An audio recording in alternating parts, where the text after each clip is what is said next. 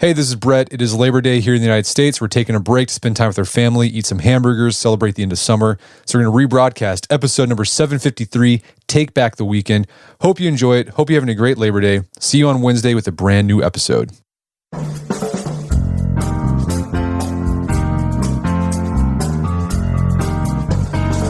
Brett McKay here, and welcome to another edition of the Art of Manliness podcast. Now, do you ever get to feeling kind of down, dejected, and anxious come Sunday evening?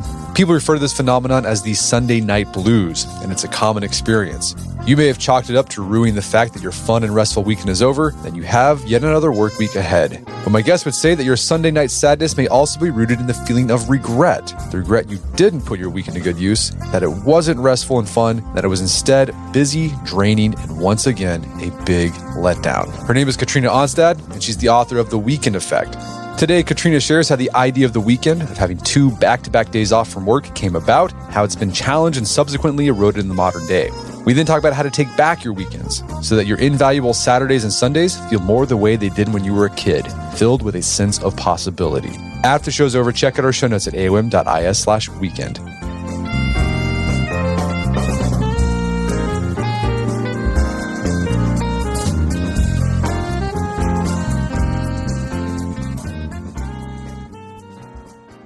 All right, Katrina Onstad, welcome to the show.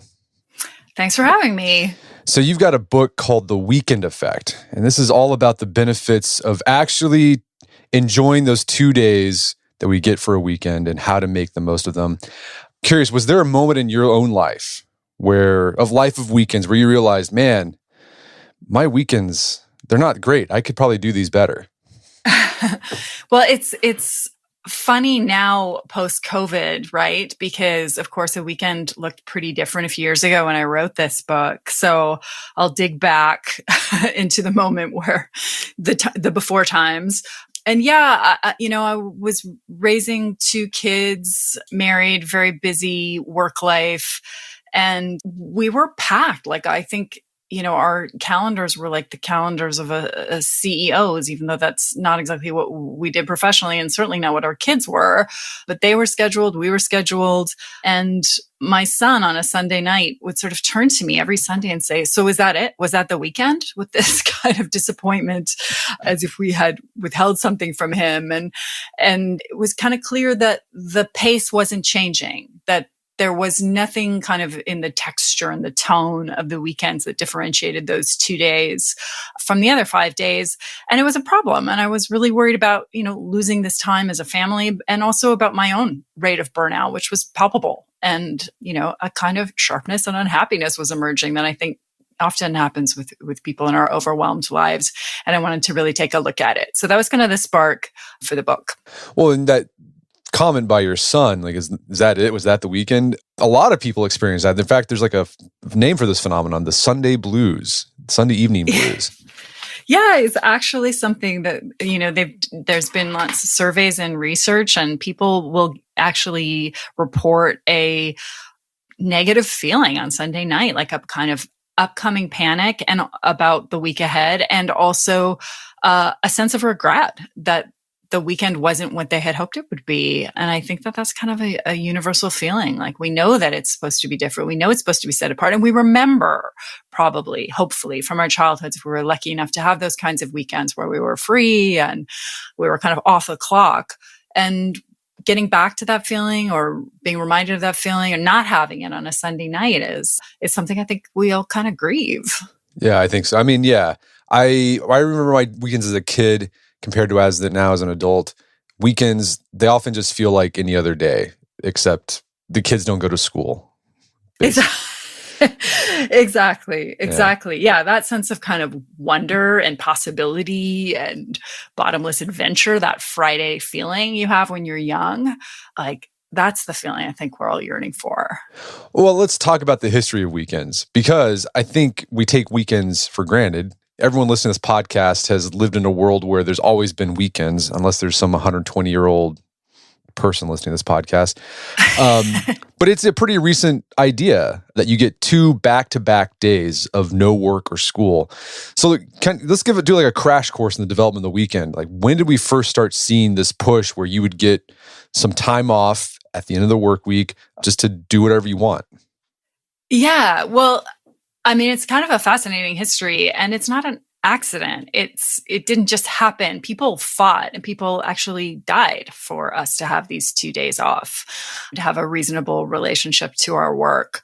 So really the idea of time changed with the Industrial Revolution. Okay, let's go back there, where people went from what used to be called task time to clock time, right? So like before with work in an agrarian society, like if you'd have 3 cows to milk, the amount of time that would take you is 3 cows time, right? But then industrialization takes place and the clock changes time. Time becomes measurable, right? It's the beginning of data, right? So now you have 20 minutes to milk 3 cows and you're paid for the time, not the task. So time gets commodified. And with the Industrial Revolution, of course, workers' conditions, and we have this Victorian images of Victorian factories with people starting in the dark and ending in the dark, and limitless amounts of work in the service of these new factories and productivity, right? So organized labor kind of rises up out of that in the 19th and early 20th century as a response to this mass industrialization and this shifting relationship to time. And we see an era of protest. So the weekend is one of the victories of organized labor. So yeah, fighting for an 8-hour day, that was the very beginning of the labor movement that fought for the weekend. The big event in Haymarket in Chicago in 1836, I hope I'm getting that right, was 76 rather, 30,000 people marched for an 8-hour day. And, bombs went off, police fired shots, 8 people died. There was a massive trial. So like sacrifices were made, like blood was spilled. That was for the 8-hour workday. The 8-hour workday slid into the 2-day a week.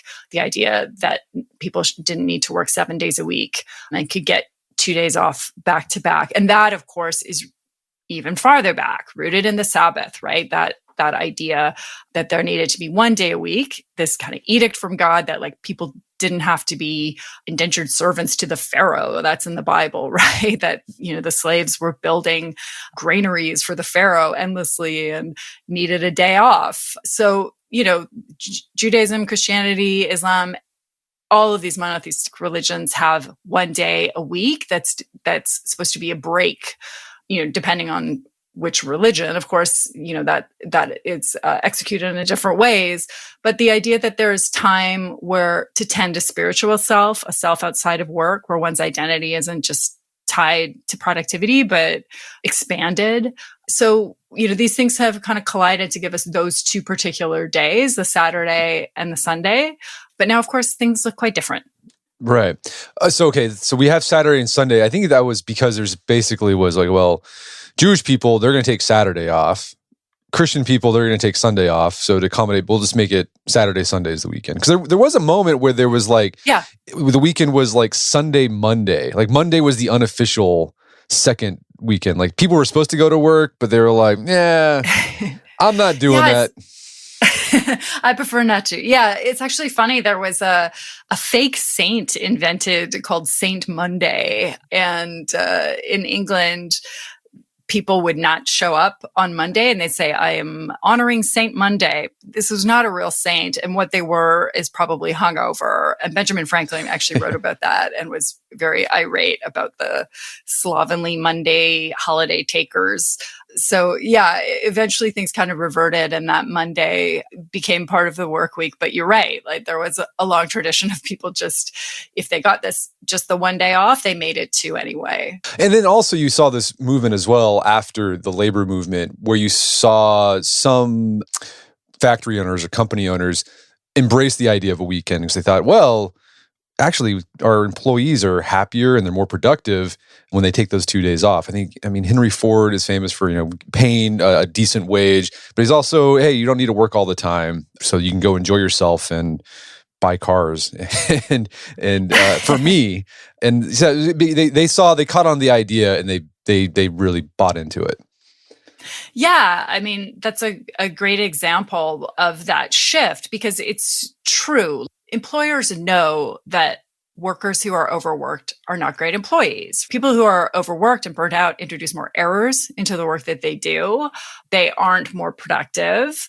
And so it benefits workplaces to manage the spread of work hours. And yeah, Henry Ford realized that. And he needed his employees to not only be working reasonable hours, but to have time off to buy the products that they were making, right? So it's like, it's a kind of tricky dance of capitalism, the idea of the weekend, because it is so tied to consumerism. So yes, on one hand, it's like very altruistic of him and, other business leaders to give people time off, but it also really benefits them to have consumers out in the world, because when it was just a Sunday, then of course that's a true day for Christians anyway, like a true Sabbath, and you're not supposed to be shopping. So give them the Saturday, they'll go buy the cars, so you're right. Like this has been a long kind of evolution to get to where we are now. All right, so by the early 20th century, the weekend was established that this is a norm that you do. But then towards the end of the 20th century, you start seeing the weekend wane. So what do the numbers say? Like, how many, what's the state of the weekend starting at the end of the 20th century and today? Yeah, well, so first of all, I would say it's hard to measure. And I think that right now, particularly, and in the last decade, it's getting harder and harder to really understand how much people are working because of the borderlessness of work, right? Because we are so literally, like, our bodies are wired to our workplaces 24/7. So even if we are in an office, maybe now it's a virtual office, 9 to 5-ish, most people will probably, particularly in white collar creative class jobs, report that they are taking emails and texting outside of that conventional work time frame. So it's hard. But here's what I think we know, or here was the research that stood when I wrote my book, which was that overall hours have remained pretty steady in North America for about 30 years, which is around 35 hours a week. But what we see is that educated and high wage earners are working much longer than 50 years ago. Self-reports suggest some up to half of white collar workers are working 50 hours a week or more, not that 35 hours or more. And then on the service side, we have underemployed and less employed workers. So it kind of averages out to this 35 per week. So are we working more? Or are we working less? It depends what the work is. It depends, what kind of work you manage to get. And particularly now in this gig economy, many people in lower paid fields are working several jobs at once, right? And then, of course, there's the side hustle. So it's a slippery, amorphous thing, this question, like, how much are we working? We're working a lot. And certainly, anecdotally, we hear this all the time, that when people are asked to rate the quality of their lives, one of the first things that comes up is concern about being busy. And I think that has actually endured through COVID, which I find really interesting, because there was that moment at the beginning of COVID where I think we all thought, oh, we're going to get a break. Like, now we're really going to back away. And our quality of life is going to improve so vastly. And I'm not sure that has borne out. I guess we'll be finding that out, I hope. So, okay, pretty much everyone across the spectrum they're doing some type of work on the weekend. If you're in a white collar office job, you might be answering emails Saturday, Sunday, taking care of, things while you're shuttling kids to sports. But then if you're in a service sector job, a lot of that's the stuff, like, weekend is when you're probably working restaurants, movie theaters, amusement parks, retail, Uber driver. And so the people in service, they might get some days off, but it might not be Saturday, Sunday. It could be Tuesday, Thursday. So there's there's an asynchrony going on with weekends in our culture. Like, everyone's not having the weekend at the same time, basically.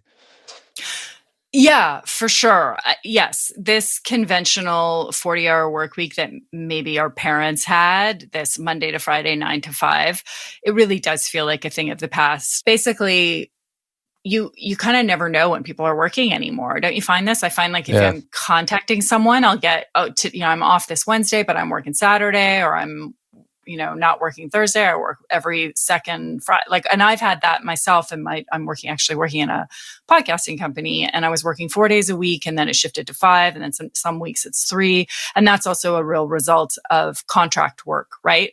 This shift from full-time staff salaried positions to contracts. Yeah, and that affects us on a cultural level. Like if you can't hang out with your friends if you guys aren't off at the same time, or you can't do things as a group if everyone's working different days of the week. Yeah, there's not a kind of collective experience of the week, right? Yeah. Like what is our shared time off when everyone is on a different calendar? Yeah, it really does change the kind of social fabric of our communities for sure. So we're working more on the weekends, but any other things that have encroached onto the weekend that makes the weekend, like, your son's like, man, was that it? It's like, what else is happening besides work? Well, I mean, I think secularization is a big piece of this, right? Like that idea, and I think whether you're a religious person or not, it's kind of a beautiful concept that there's a time in the week where you can hit an off switch and remember who you are outside of your work identity. And of course, without a religious motivation for that, it becomes, it's no longer an edict, and it's no longer even a kind of social norm. So we lose something in terms of our kind of spiritual self. I really think that, and I don't mean that in a necessarily an organized religion way, but that kind of space in which to ponder and wonder and just be kind of in the world, and rather than in the workplace, or even so mentally distracted and mentally kind of compromised or like compartmentalized that you can no longer kind of just be in the moment. So I think that's one thing that's happened with the advent of a more secular world. I think technology is what we keep circling here and maybe haven't kind of said out loud, which is just that having our offices in our pockets is a completely different way to work, to live and to work, right? And life and work, that line between the two is pretty much non-existent now. And of course, we lived this to its fullest during COVID, when many people were working from home and literally had their workplaces in their bedrooms. So, where are those boundaries between workspace and personal space? They literally don't exist for many of us anymore. But there's an expectation I think, that comes with this moment of total availability, and total commitment to work. This is a status symbol. To be busy, to be overworked, it still has a lot of currency. And that's something that I've always been kind of interested in. Like, why are our identities? And I actually think for men, maybe for your listeners, this is something that they are probably thinking about, like that success and acquisition, workplace status. Now I hear a lot about legacy from the older men that I know. And all of these things are bound up to work, not necessarily bound up in the same way to our accomplishments as human beings, how loving of a parent or a partner, or how valuable a member of the community, but, how much money did I make? How far did I advance in my workplace, in my work life? And I think that this kind of fetishization of success, which is ongoing now for a long time, is another one of the big pieces of why we lost the weekend or decided that it wasn't a priority anymore. And for me too, when I'm not working, there's also, I feel like Saturdays are like the catch-up day. It's where you do, like my wife and I, we call them doodads. It's like you do all this stuff, like the admin, life admin, pay bills, fix things, go to Home Depot 5 times because you always forget the one thing. Or then you're like taking kids to sports, and when Saturday's over, you're like, man, that was not fun. Yeah. Don't feel refreshed. No, I mean, the two most common things that people do on weekends are shopping and chores, right? Which is, I don't think either of those things are necessarily, I mean, sometimes shopping can be fun, I suppose, for some people, but neither of those things are, as you say, a lot of fun. Yeah. And kids, I think in busy families and the scheduling of kids are so, overscheduled. This was something I really know. My kids are getting older, and I and of course COVID, but one thing I've really noticed is how much time I have back because they're more independent and I don't have to hover as much and do as much schlepping of the children. And those kinds of things really do eat up a weekend. And it's what we have to be on guard against, or the whole weekend could go like in the blink of an eye. Yeah, I mean, you talked about in the book with your experience, like I guess your kids play hockey, and that just seems like, man, that seems like so time intensive. You got all the equipment you got to buy, and then like you got to be early at the games, and that was something you struggled with. Like your weekends were eaten up by hockey games. I'm sure a lot of parents who their kids play soccer or baseball can relate to that as well. Yeah, I mean, I'm in Canada, so it's hockey, but I think everyone with kids has some version of this.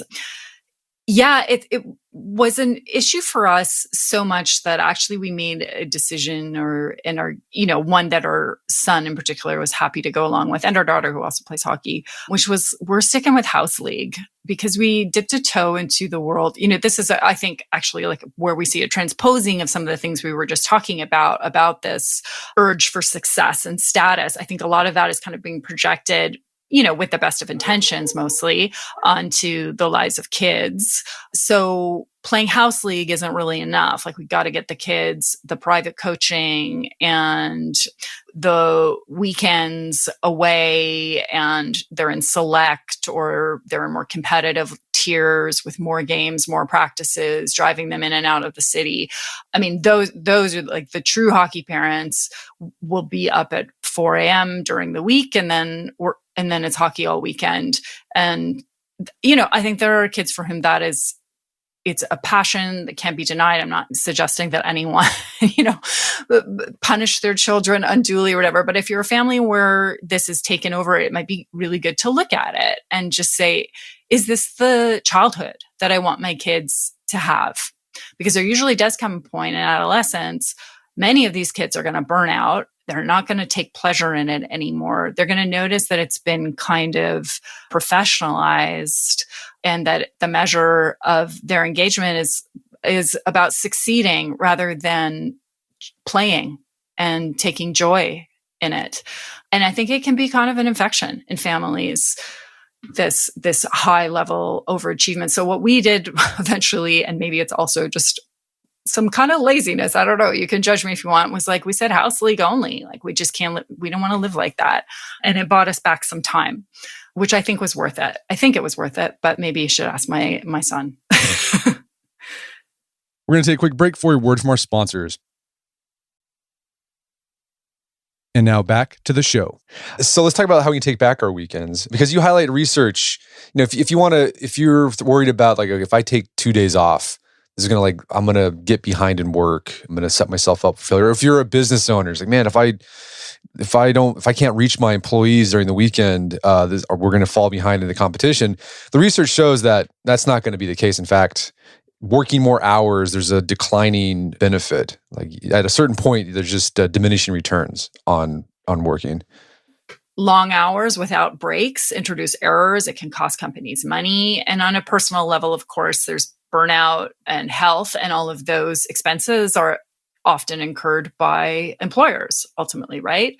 And countries with really long work hours report depression and high suicide rates among their workers. So yeah, like 40 to 50 hours is pretty reasonable. Above that, people will start introducing errors into their work.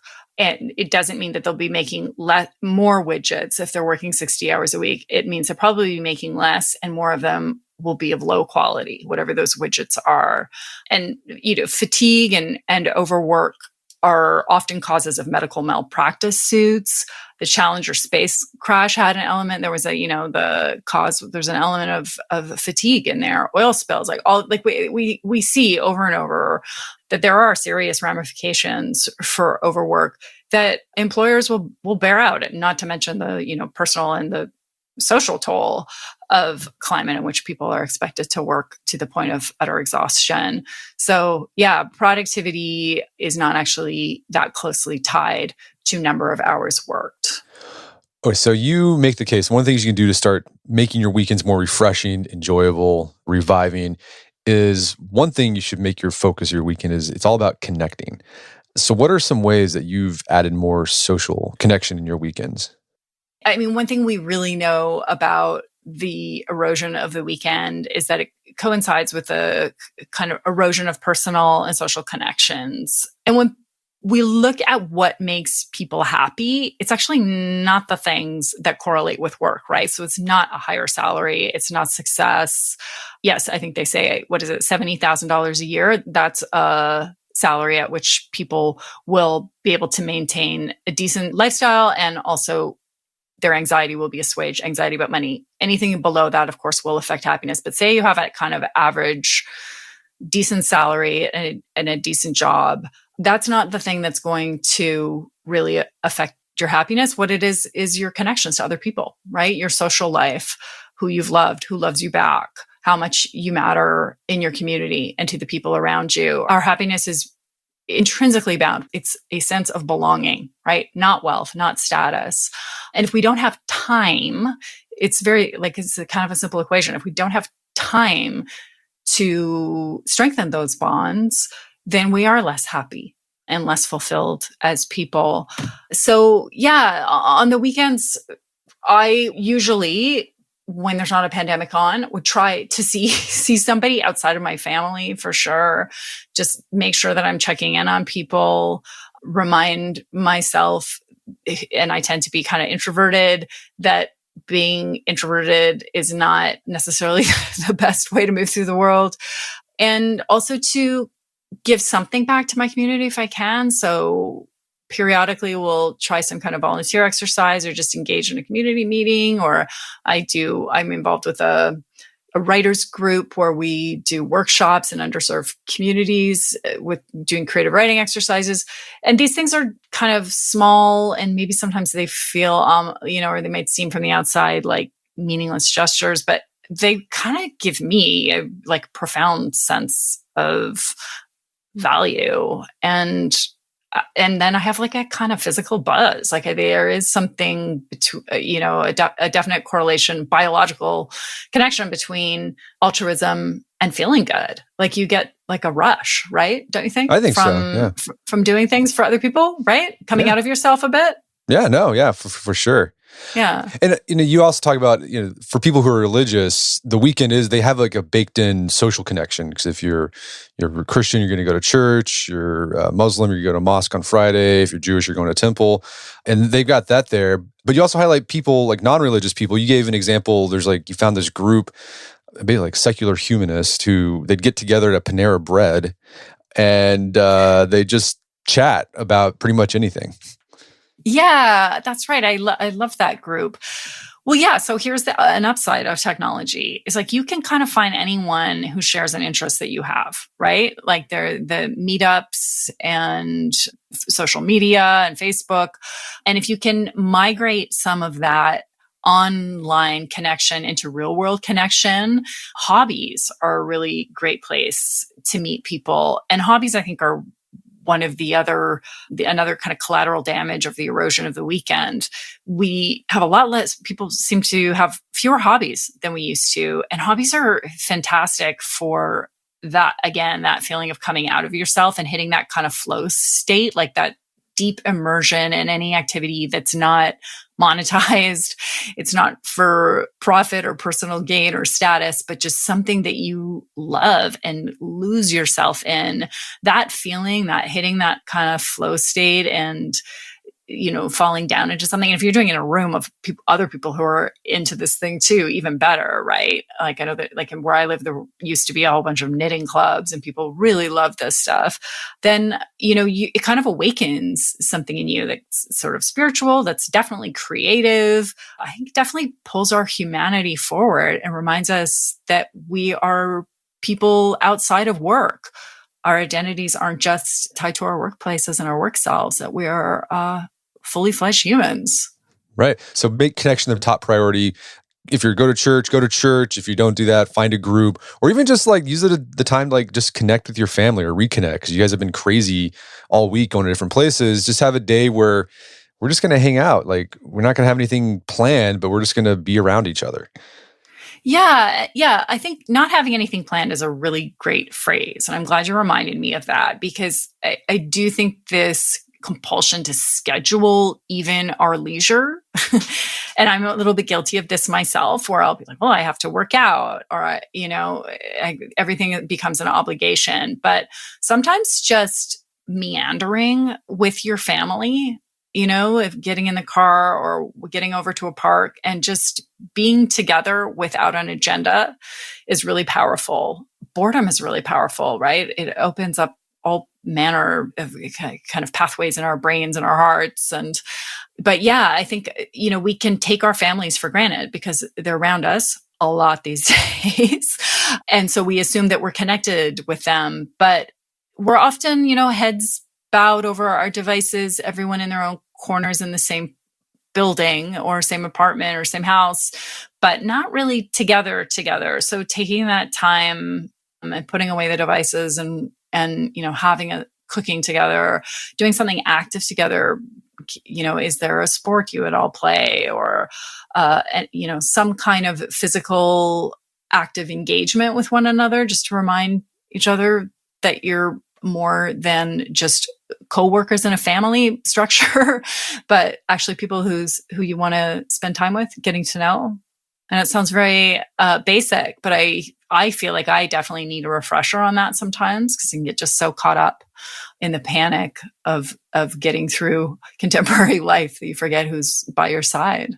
You mentioned that just get in the car and drive. That was actually a thing. Like my mom talked about doing that when she was a kid, like the Sunday drive. You just get in the car and the fit, and you just, what are you doing? We're just going to drive. In fact, we've been reading. We just got done reading Cheaper by the Dozen with our kids. Oh yeah, yeah. Classic novel written in the 40s, and one of the chapters is about how they take a Sunday drive with all 12 of the kids, take a picnic, and that was it. That was like that sounds. And I've done that before, and it just sounds. It's just really relaxing. You don't have a destination you're trying to get to. You just kind of drive around and look around, and it's enjoyable. Yeah, I love that. And also, it doesn't cost too much, yeah. Because I think so often we think we need to pay for our experiences. And that idea of getting in a car and driving, or if you don't have a car, I live in a city. When our kids were younger, sometimes we would get on the subway and go to a neighborhood we'd never been to and just walk around. And it doesn't always mean shelling out to curate a perfect afternoon. Sometimes just spontaneous and cheap and dirty is a way to do it on the weekend for sure. So you mentioned hobbies are a great way to spend the weekend. So that leads me, you had a chapter about recreation, and you make this case that oftentimes when we think about recreation, we do it wrong. You said there's two types of recreation. There's passive and active recreation. And you argue mostly when we choose recreation, we go with passive. So what's the difference between passive and active, and why should we choose active over passive? Yeah. So, I mean, passive recreation is, you kind of know it when you're doing it. It's the kind of what we do when we tune out and kind of, binge watch a series or just check out kind of emotionally and physically. One of the phrases that someone used for this was spectatoritis, watching rather than doing, which is great. Like we all need that sometimes. But if you're kind of operating at such an amped up level all the time, and then when you have that downtime, you just unplug completely and kind of crash into that mindless consumption of entertainment or sports or whatever it is, you actually don't come out feeling super rejuvenated, right? It's kind of like a sugar high, right? It's like eating a lot of chocolate or something. Like it feels good in the moment, but it doesn't actually help with a reset.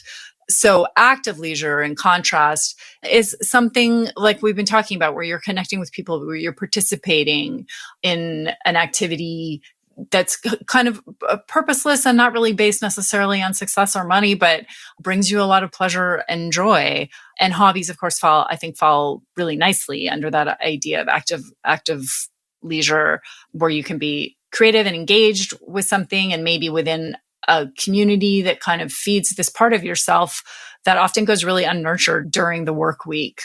And you're saying it's okay to do passive recreation, but don't make it all that you do. And you also say if you're going to do it with somebody else. So if you're going to play video games. If your kids are going to play video games, make sure they're playing with their siblings or with you even. Yeah, well, I mean, I think that's nice because that's social, right? So you're bringing back in that element of connecting with another person and coming out of the self. But yeah, like, listen, we all need to just tune out and, like, have the pint of ice cream and the binge watch or whatever from time to time. But what's sort of alarming is when it becomes the only way in which we unplug. And I think because so many of us have so little free time, that's sort of feels like the energy that we have, like that's the most that we can pull off in our free time, is that really passive watching, not doing.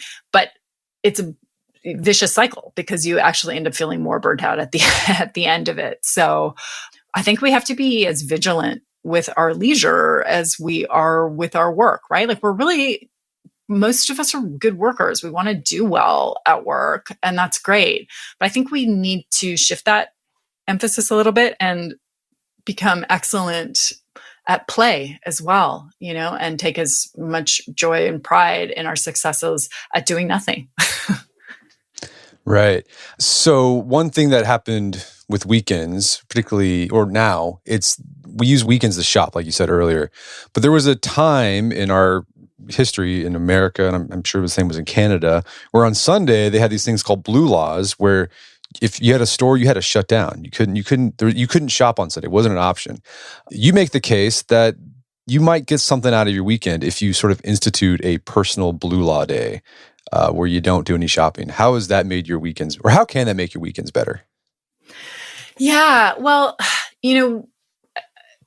we're talking about a kind of like late stage capitalist condition, right? This lust for work, this veneration of work.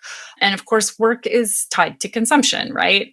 It's been called by economists the work spend cycle. We work a lot so that we can spend a lot. And then because we've spent a lot, we have to work more. So we go round and round on the hamster wheel. So breaking that pattern, that neural pathway, is, I think, really important to just be reminded that there's a larger world out there. So if we don't engage in the shopping and the consumption on the weekend, then we get that space back. We get the time back. And that's so much, that I think if there's anything that people might get out of this book, I would hope that it's a kind of like fierce impulse to protect their time. And consumption, does it make us happier? I don't think so. I certainly haven't seen any research that suggests that buying more stuff fills the hole that many of us have inside. So maybe don't for a while. Take a break for a couple of weeks. See what's, there are lots of these experiments online when people will talk about, not shopping for 2 days or a week and seeing what it feels like. And I think we're all so, mildly addicted to consumption that it can be quite a shock to our systems, and all these other ways of being in the world might open up if we break that habit. So yeah, I think it's a really neat idea to try and recreate your own blue law day here and there if you can swing it. Yeah, I hate shopping because it's the time factor.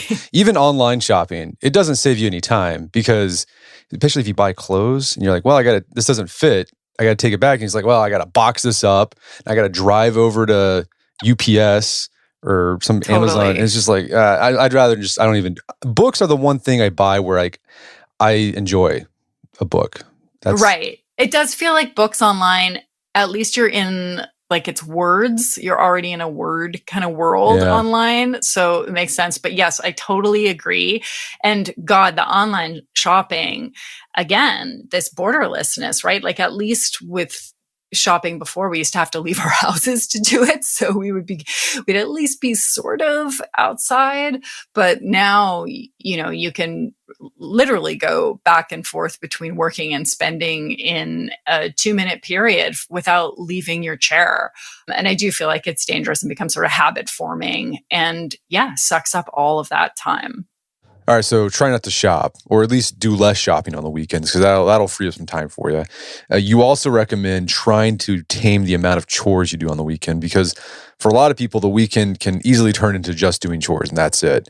And you can do that in different ways. One way is spreading the chores out throughout the week, or if you got the budget for it, maybe outsource some of your chores.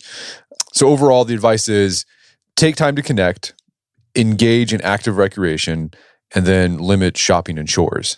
So how do you approach your weekends in a way so that you feel like you're getting the most out of it, but it doesn't become another project and you feel like, oh, I didn't do this weekend right because I didn't allow enough time for spontaneity and relaxation. so how do you avoid that while getting the benefits of a good weekend? Yeah, I mean, listen, I certainly don't want to turn the weekend into another feeling of failure for people. I don't think there is a one way to do the weekend, but I think making that space physically, like noticing if that calendar is filling up, being really thoughtful in the week leading up to the weekend to say, what is this weekend? Like, what's the balance of my weekend here? Yes, of course, we're probably all going to have a bit of work to do, but what's the balance? Like, am I looking at like a day and a half of work or work every hour? Can I log off for 24 hours straight and then do something on that second day? But just above all, vigilance, really, about how precious this time is, how fleeting it is. It's funny, when I wrote this book, my son was, I think, 12 or, was published, he was probably 13. And now he's finished high school. And a lot of the concerns that, I have a daughter who's still in high school, but I, was really plagued by when I was writing this aren't really relevant to us anymore. And I have never once sat around and said, gee, I really wish we had done select hockey and I had done more chores that year. Like all I think now is, oh God, that time is gone and I can't get it back.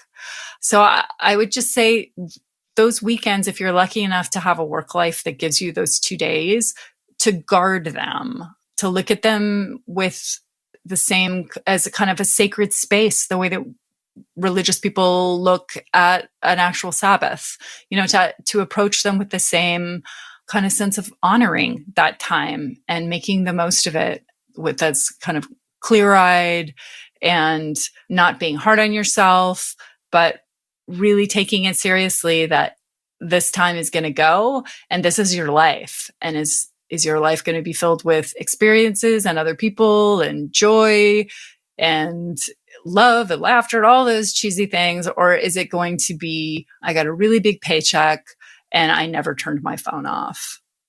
Yeah, maybe somewhere in the middle. Somewhere in the middle. Well, Katrina, this has been a great conversation. Where can people go to learn more about the book and your work? Yeah, well, the book is available everywhere, I hope. It's called The Weekend Effect, and my website is www.katrinaonstad.com. Fantastic. Well, Katrina Onstad, thanks for your time. It's been a pleasure. Thanks so much. My guest today was Katrina Onstad. She's the author of the book, The Weekend Effect. It's available on Amazon.com and bookstores everywhere. Make sure to check out our website at katrinaonstad.com where you can learn more about her work. Also, check out our show notes at aom.is/weekend where you can find links to resources and we delve deeper into this topic.